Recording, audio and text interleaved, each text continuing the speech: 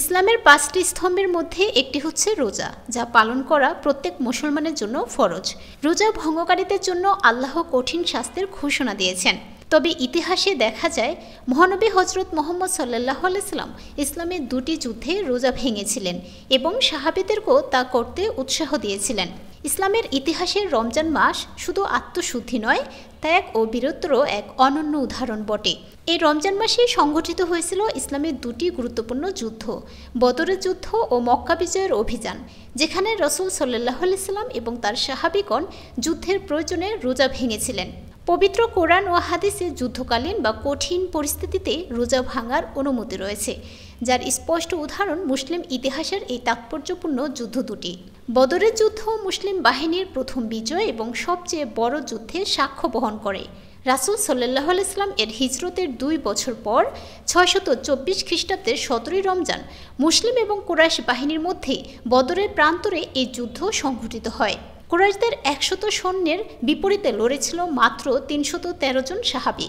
মহানবী সাহাবীদের যুদ্ধে কৌশল শেখান এবং আল্লাহর কাছে সাহায্য চেয়ে দোয়া করেন। যুদ্ধ শুরু হলে মুসলমানগণ সাহসিকতার সাথে প্রতিরোধ গড়ে তোলেন এবং আল্লাহর সাহায্য ও ফেরেশতাদের সহায়তায় মুসলিম বাহিনী শত্রুদের পরাজিত করে।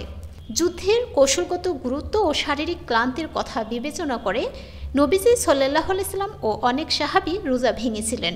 ইসলামের আরেকটি ঐতিহাসিক ঘটনা মক্কা বিজয়।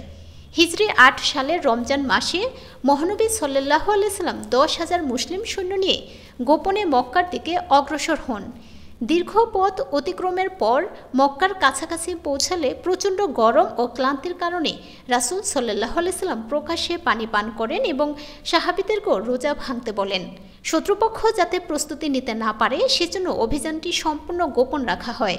মুসলিম বাহিনী মক্কার চারপাশ থেকে প্রবেশ করে শত্রুদের ঘিরে ফেলে এবং ২০ রমজান বিনা বাধায় মক্কা দখল করে। এরপর তিনি শত্রুদের সাধারণ ক্ষমা ঘোষণা করেন এবং মক্কাকে ইসলামের কেন্দ্র হিসেবে প্রতিষ্ঠা করেন। এই দুটি ঘটনা প্রমাণ করে যে ইসলামের যুদ্ধ, দীর্ঘ সফর বা কোনো কঠিন পরিস্থিতিতে রোজা ভাঙার অনুমতি রয়েছে এবং পরে তা কাজা আদায় করে নেওয়া যায়।